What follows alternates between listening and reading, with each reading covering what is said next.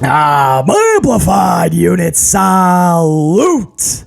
Wednesday, May 3rd, 2023. I can't even believe I'm saying that. Every time I snap or blink, you just blink, and it's a new month. I can't fathom that next month we're halfway through the year.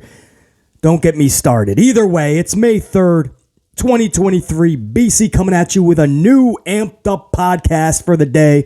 So good to have you guys joining me. Come on in, rock out, stay amplified with BC. We got a packed podcast today, guys. Packed. When I say big stories, Tony Khan, AEW Boss Tony Khan, and one of the big bosses in WWE, Nick Khan.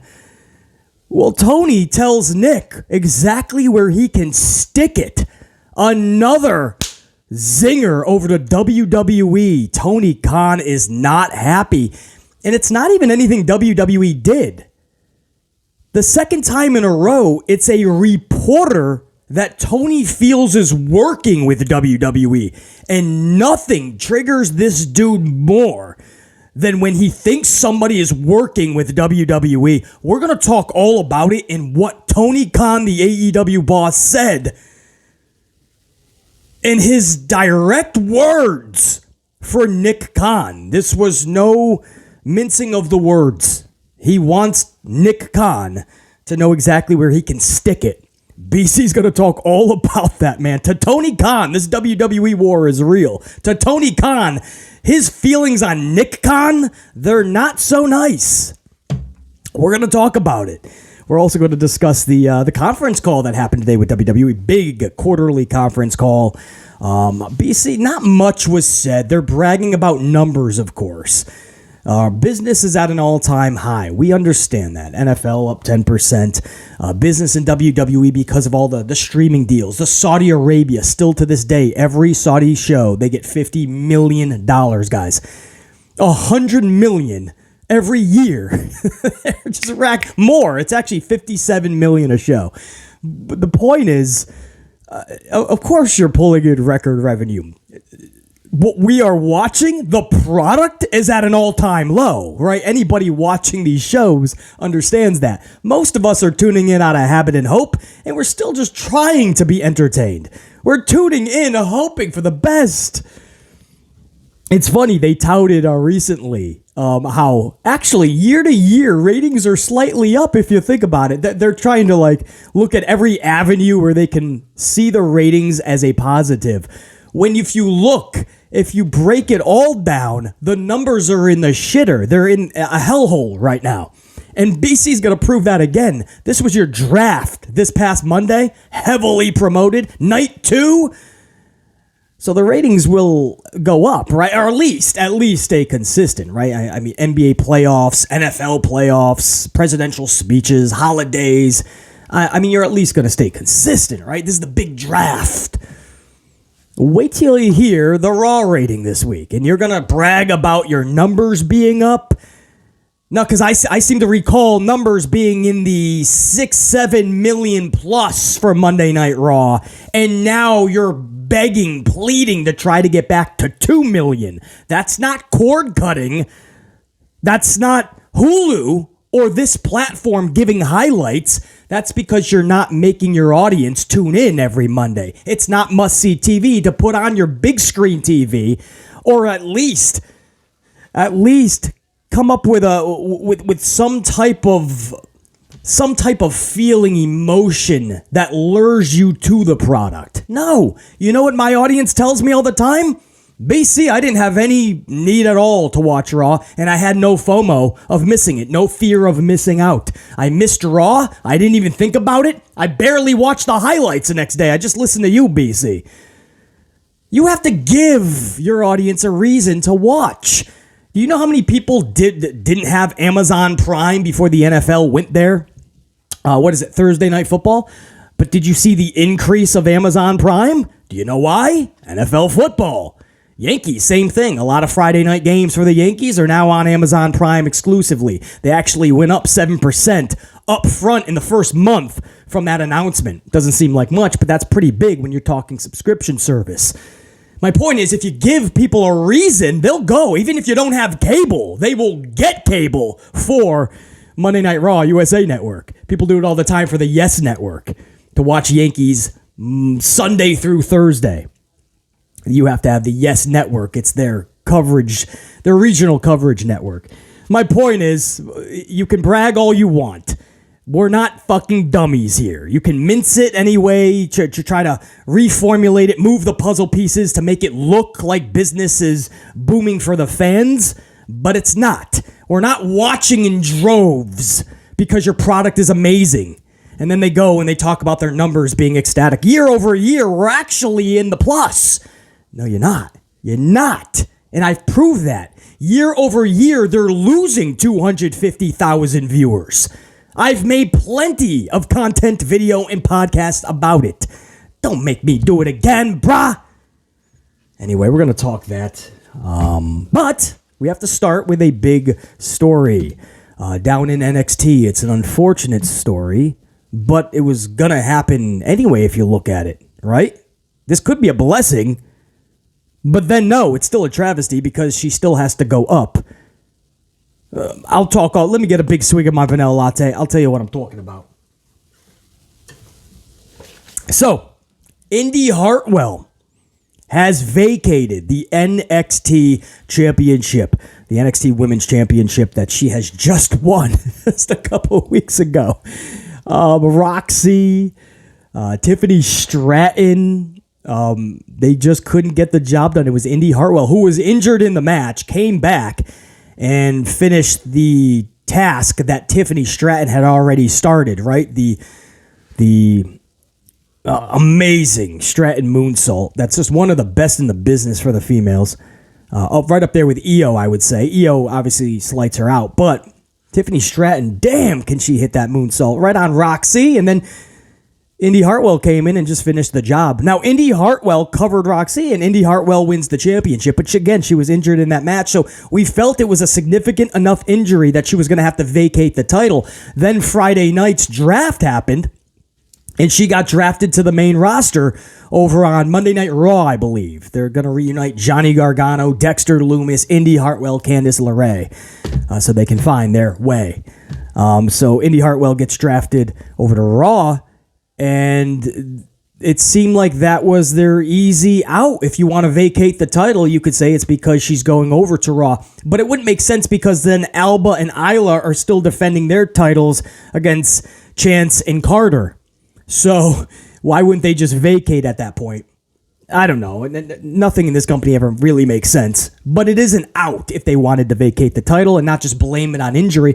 Well, she vacated the title last night. Indi Hartwell no longer NXT Women's Champion. They're going to hold a tournament starting next week, and it's going to lead all the way to May 28th when NXT goes head-to-head with all... No, that's Double or Nothing for AEW. May 28th, and NXT will be holding Battleground against it. I mean, that's going to be a legit head-to-head battle between NXT and AEW, and they're going to have the culmination of this tournament for the NXT Women's Champion. Indi Hartwell will hopefully recover just fine from her injury, and we'll see her on the main roster over on Monday Night Raw. So that's big news, man. Indi Hartwell absolutely is no longer, as we suspected, NXT Women's Champion.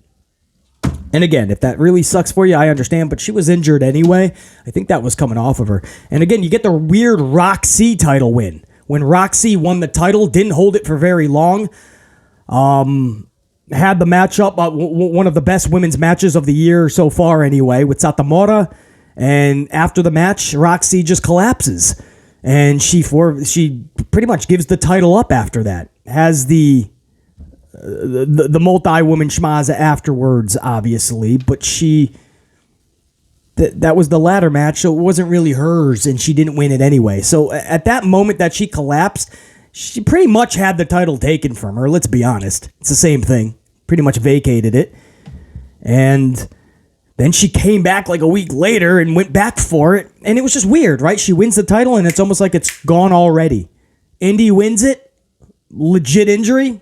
The title's gone already. The NXT Women's Championship I'm not saying it's anybody's fault, but it's starting to, we're going to have to put it on somebody and calm everything and everybody the fuck down.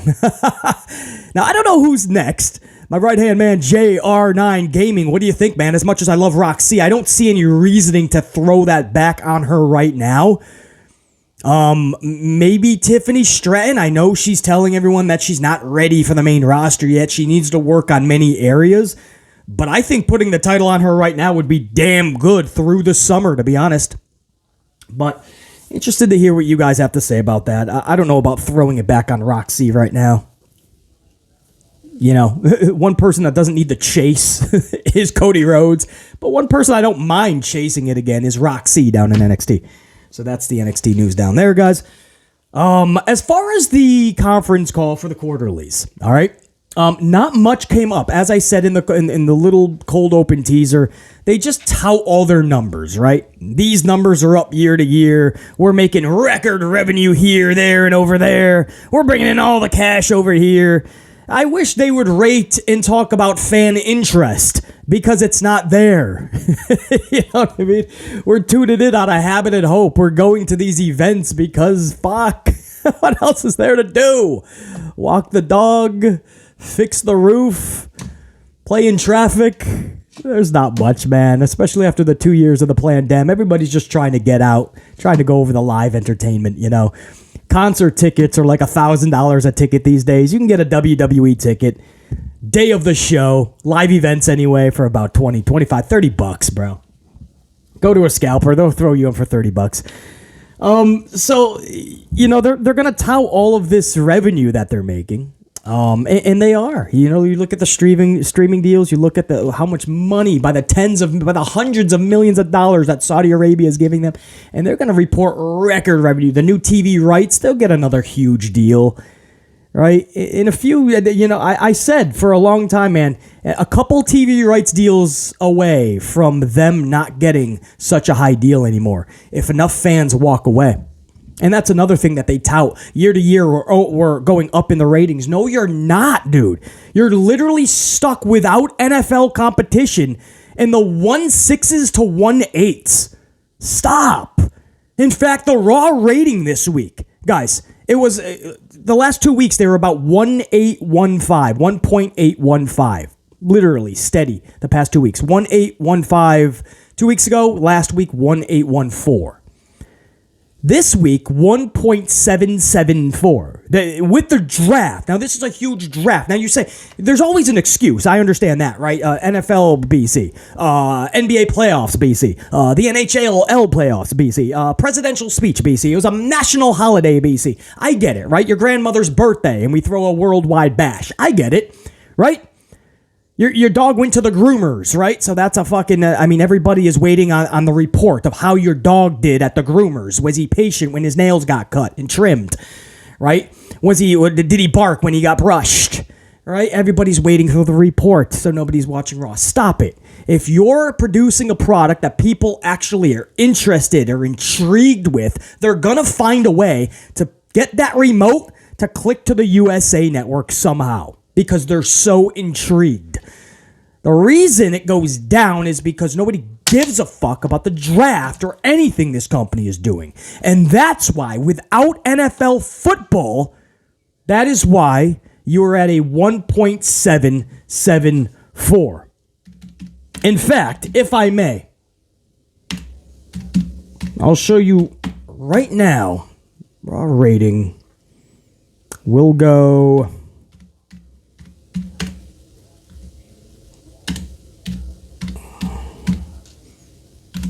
We'll go to the Raw ratings of just April of 2 years ago, 2020, right? We won't even go that, but 3 years ago. So we won't even go 5 years back. We'll just go 3 years ago. Let's pick, what do you want to do? We'll do April...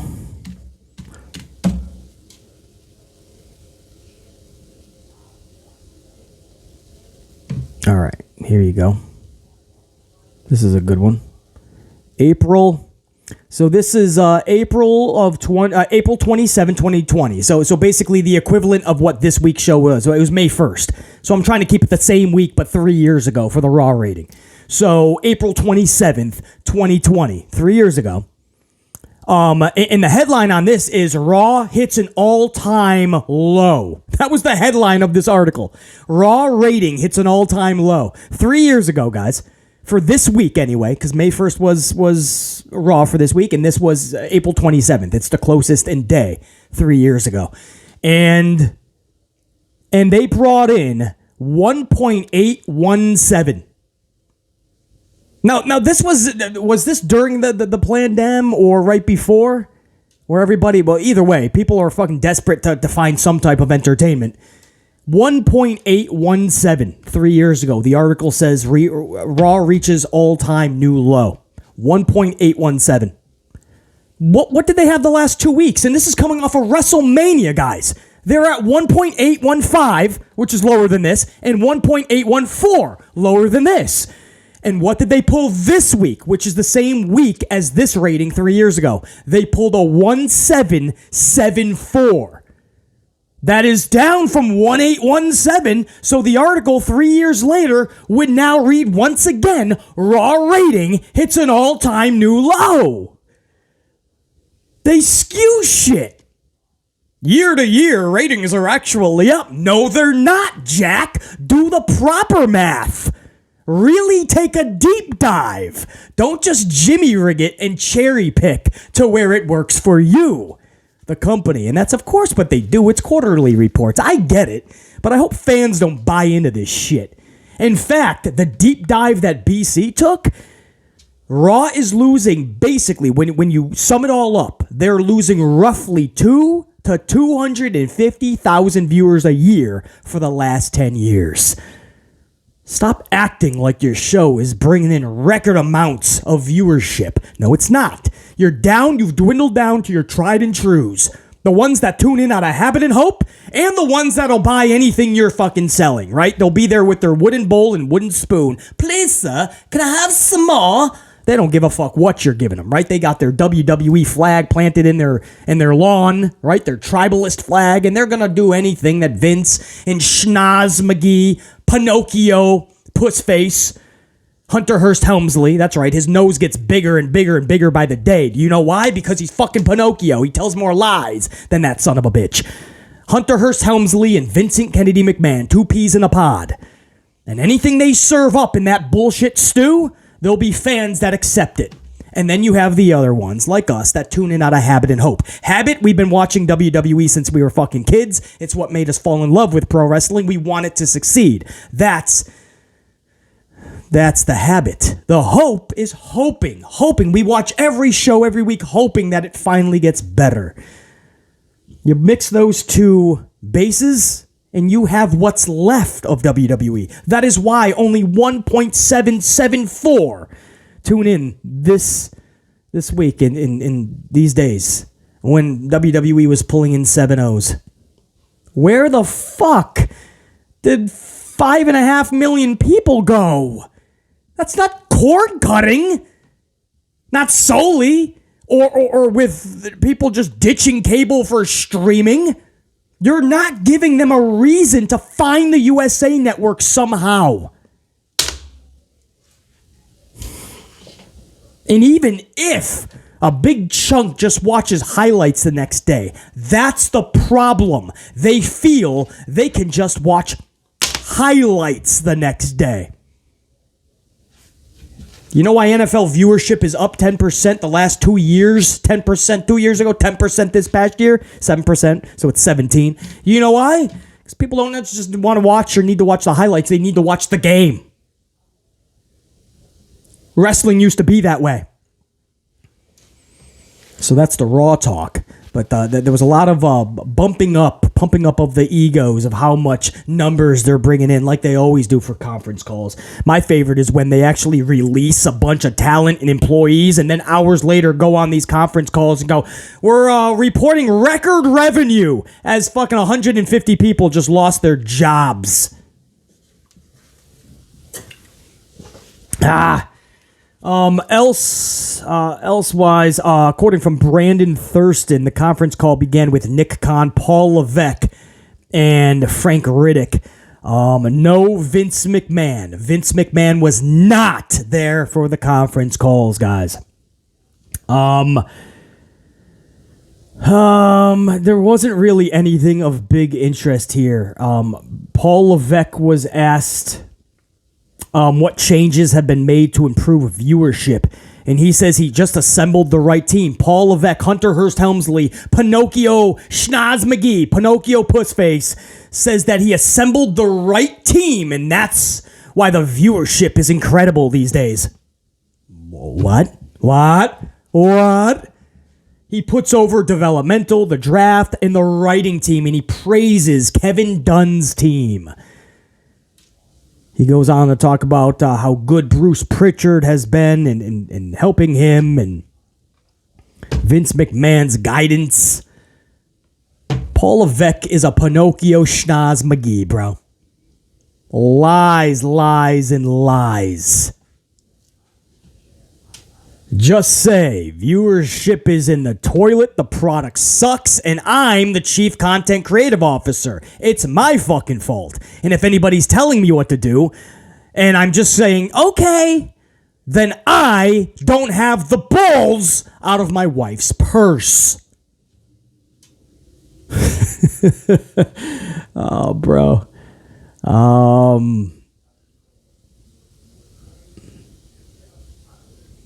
And that's really, guys, there's nothing. This is probably one of the weakest conference call notes that I've went over. Honestly, it wasn't anything of substance. So I think I'm just going to keep it at that for the conference call, because it's all bullshit, man. They just tell you what you want to hear. They gloat and bloat their numbers, and it's usually a load of horse shit. So let's get over to the main story, if you don't mind. This one, Tony Khan just ripped another reporter. This reporter is ESPN boxing reporter Mike Copinger. Now, this is the second reporter that Tony Khan has come for. Relentless. If you remember, Tony Khan did an interview for Ariel Helwani's show. I forgot what he called it, but Ariel had a podcast, or has, and Tony was a guest. And for the longest time, Tony didn't want to do the show. He finally does the show, and we found out why. He just wanted to fuck with Ariel. He thinks there's a tight connection still with Ariel and Nick Khan. For those of you that don't know, Ariel, his agent was Nick Khan. When he broke into the business, his agent, Nick Khan, before WWE, he was a big agent in the industry. And his client, Nick Khan's client, was Ariel Helwani. Now, Tony Khan knew that and just didn't want to do anything with Ariel. Finally accepts the interview, and we find out why. It's just to troll him and fuck with him. He answered no questions.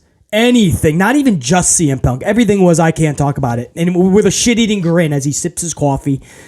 And he just didn't want to answer anything. And then during the interview, I've never seen this, guys. I've never seen this. He says, this is going great. This is Tony Khan says this to Ariel Helwani. Tony Khan says during the interview, after he's answering nothing and clearly pissing off Ariel, Tony Khan says, I think this is going great. Can I go to the bathroom real quick and we'll come back? We'll do even more. He actually took a piss break. How disrespectful. Now, some fans are going to go, when you got to go, basically. No, the interview time was almost up. The fact that he said, hey, this is going great, when he knew it wasn't. He knew he was pissing off Ariel. He takes a piss break, comes back and adds more misery to Ariel because he came back and didn't answer anything. It was just him getting more time to literally promote and market Rampage and Dynamite. That's all he did. Smart business, basically. Man, that was a shitty thing to do for Ariel, who just wants to get good conversation. And afterwards, on social and in interviews, Tony Khan just blasted Ariel Helwani and literally called him like a fake reporter. I forgot the actual quote that he told or that he called Ariel. What was it, guys? It was pretty rough what he called him, actually. Let me get that. A fraud. That's one of the roughest things. When you're a reporter, you know, you want to be reputable, and that's how you want your reputation to be. Reputable. Viable, not held as liable. And for Tony Khan to flat out call him a fraud, to where Ariel had to come out and say, thanks for watching, Snowman. If you wonder why he called him a snowman, think about it, guys. Come on, it's not that difficult to understand. Tony Khan, Snowman. If you know how Tony acts. I thought it was funny, but he calls Ariel a fraud, so he has to come back and say, thanks for watching and listening to me, Snowman. But I never called myself a reporter for WWE. That's not what I report on. So, Ariel was taking zingers from Tony Khan to the point where Ariel had to kind of speak up for himself. My point is, guys, this is not the first time Tony has unloaded on a reporter that he thinks is working hand in hand with Nick Khan. WWE, but more specifically, Nick Khan. That relationship. Tony doesn't like anybody in cahoots with Nick Khan, head guy for WWE, CEO for a while there. Might still be, actually, correct? But now it just went a step further, guys, because now this, yes, and by the way, he is still CEO of WWE. With Vince being back, you lose track of who is what and who is who. Nick Khan is the CEO of WWE. And Tony Khan gives no fucks. He wants this war to continue at this point. Meanwhile, Nick Khan has said, I never met Tony Khan, to which contradicts what Tony claims. Tony Khan claims that he not only met Nick Khan, but he's talked to him before. And when Ariel tried to say, well, what did you guys talk about? Because Ariel's interested. That was his old agent. And Tony's like, I can't talk about it. I'd rather not discuss. And Ariel's like, well, he's my agent, or used to be my agent. I'm just curious. Like, was it just about business, or I can't talk about it? Nope. I can't talk about it. Nope. Sorry. You can ask 100 times. I'm not going to answer it. That's what he said about the CM Punk shit, about Nick Khan. But he's throwing zingers at Nick Khan, but he doesn't want to answer anything about Nick Khan. Just really weird. So now we come, so that's the Ariel shit. Now here we fast forward a couple of months, and this ESPN reporter Mike Kopinger states that AEW was only looking to set up 40,000 fans for Wembley this August for All In, Wembley Stadium. Now, this is a stadium that can seat over 90,000 if you do it correctly, actually, guys. There was a boxing match that Kopinger actually alludes to or speaks about that held 94,000 supposedly. Now, the word that BC got was it was 81,000. That's still a tremendous amount. So even if you want to fabricate like WWE does and go to 94, whatever, 81,000 is legit. So Kopinger is pretty much saying a little bit of a knock, and he says, oh, well, AEW is only looking to sell 40,000 tickets because that's all they think they can do. Meanwhile, he goes, that's a far cry from the 94,000 I witnessed for Boxer A versus Boxer B, whatever it was. Or maybe it was an MMA fight. I forget.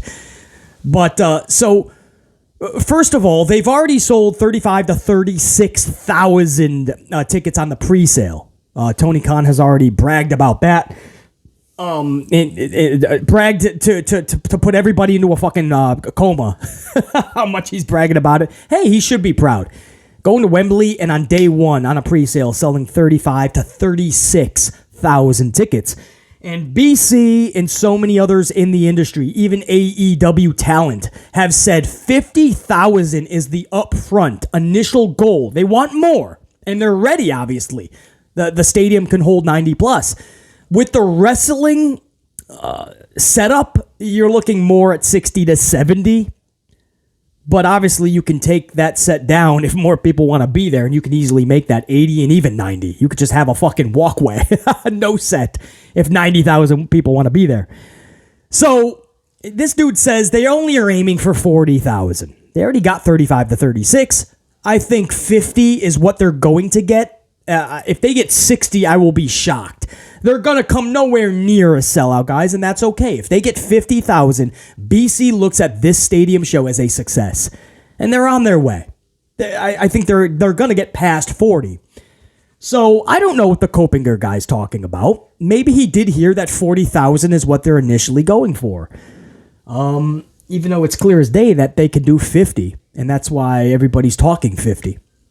But Copinger says 40. Now, this is what Tony Khan says. Tony Khan responds. This is a quote. Lies, capital letters, lies. What a load of crap.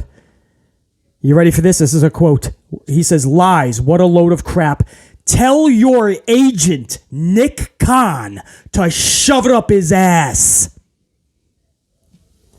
He goes on to say, since you carry the credentials of a credible reporter and represent the worldwide leader, I'm just curious, who was your source for this? And how can a reporter representing ESPN tweet something about a legit news story that's so blatantly wrong and easily verified as a falsehood? Tony Khan ends his quote. Cash Wheeler chimes in, says, hearing this guy is a clown. I hear this guy is a clown, can't disclose sources, so please don't ask me to name names. So even the talent's kind of jumping to the defense of Tony Khan. But Tony Khan saying, this is a message that he wants Nick Khan to get. Shove it up his ass. So Tony Khan is alluding that Nick Khan, WWE CEO, told Copinger, this reporter, to break that story that they're only aiming for 40,000. Their expectations are that low. Knowing that the pre-sale was not going to go over 40, so the story would hold some weight. I don't think anybody would be that foolish. Especially Nick Khan. And that's not defending Nick. I don't know the dude. But I doubt he'd be that foolish to have a reporter break a story about 40,000 being their max limit when they know the pre-sale was already at around 30. They ended up doing 35 to 36,000, but it was already at 30. It just reminds me of the show on Netflix called Beef. Just check that out if you want. Right, like that's the best way I can equate it. Tony Khan just has this weird thing with Nick Khan, and it's the battle of the Khans. Maybe he's thinking there's only room for one Khan in the wrestling industry. Maybe he truly believes that Nick Khan is out for him. Who knows? But Tony Khan's beef, and anybody he thinks is working with Nick Khan, it's like a conspiracy with Tony. Ariel's working with him. That used to be his agent. Mike Copinger, I know you're working with Nick Khan in WWE. How dare you say I was only trying to sell 40,000 tickets? Like, that's the hill that you're going to die on? That's where you're hanging your hat on? The fact that 40,000 tickets, this guy said, when you know you're going to eclipse that, relax. I mean, this comes off as a little bit childish. There's absolutely times to defend yourself and stop the bullshit by just cutting it off and saying false from stupid people, right? Finally just say, nah, no truth to it. Next. There's times for that. But to not only to go out of your way and debunk this type of a story that holds no weight. Nobody gives a fuck, because the truth is you already did 36,000 in day one, and if you can keep that energy up, you'll surpass just over 50, hopefully. You'll be fine. But to go so scathing and say lies, what a load of crap, tell your agent. Tell him I said, shove it up your ass. And he drops his name, by the way. Tony Khan says, tell your agent Nick Khan I said shove it up his ass. So if there was not a war with Tony and Nick Khan, Tony Khan certainly believes there is. Nick Khan has never met him, he says. Nick Khan says he seems like a good dude. I just never met him. I don't know what he's talking about. Tony seems to think that Nick Khan is out for him. I don't know. It is fucking weird how Tony Khan... It's like a dog that snaps at that one person. They just doesn't like that one person in the family. You know, the dog gets along with everybody, but that one person that comes over when they try to pet him, they almost take their fucking hand off. For Tony Khan, Nick Khan is that guy. Vince McMahon doesn't even piss off Tony Khan like this. So that is a massive, massive story, guys. Tony Khan has told Nick Khan to shove it up his ass. Once again, thinking that Nick Khan is up to tainting AEW and Tony Khan's product. I doubt Nick Khan is that trivial, guys. I doubt that he's that petty. I know he's working with the petty master, Hunter Hearst Helmsley, Pinocchio Pussface himself, and Vincent Kennedy McMahon, by the way. I understand. But I doubt Nick Khan is petty to that level. Everything I've seen from this dude or heard, listened to his interviews, he doesn't seem like he's petty to that level. I think Tony just needs to relax. Aaron Rodgers, right? RELAX. Just relax, bro. It ain't that big. And of course, because of Wembley, they're really going to, in this conference call, I forgot to even mention this, they're really going to bump up their next stadium show, aside from Saudi. But their next big, huge stadium show is Ford Field for SummerSlam in Detroit, WWE SummerSlam. So they're already talking about how the tickets sold so fast and so many, they're opening new sections now. So I think that's, it's not so much a zinger to AEW, but they want to remind everybody that their product is built for the stadium. And whatever anybody else is doing, they're not going to touch us. And maybe that adds to the paranoia of Tony Khan, right? They're selling SummerSlam so good.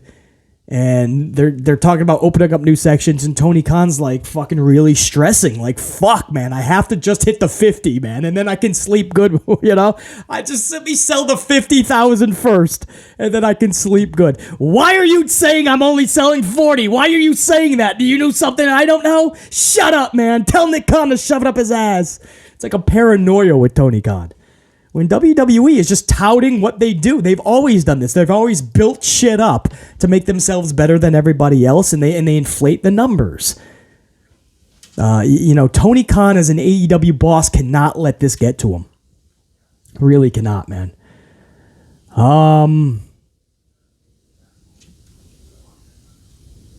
Yeah, and that's it, man. I think I'm going to leave it at there, man. That's the better part. If I start new stories, they could go over an hour, and I kind of want to let you guys rock out on this Wednesday so we can really attack the end of the week much more amplified and in great length.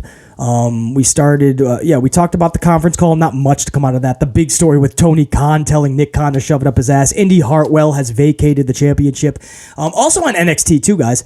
Alba and Isla have retained their championships. And they're taking those over to the main roster. My right-hand man, Jer9 Gaming, what is going on, bro? What are we doing with those titles, dude? Yeah, I guess when Caden and Katana didn't when they got drafted, I guess they weren't getting the titles from Alba and Isla anyway. Because that would make no sense. If they're both going, if two people are going with the titles anyway, then it's got to be Alba and Isla.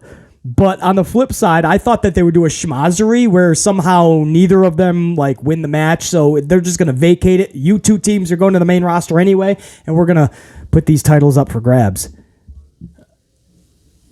Yeah, I don't know what they're doing there. I mean, the whole thing it's just fucked, man. I wish they went about the draft differently so things made more sense and it wasn't such a clusterfuck. That's why the Raw rating was 177. It has nothing to do with a playoff game. Stop. It's because, of course it dents it, but it's because people didn't give a shit. It wasn't intriguing them. It was probably confusing them. And I tell you guys all the time, when people are confused, they'll walk away.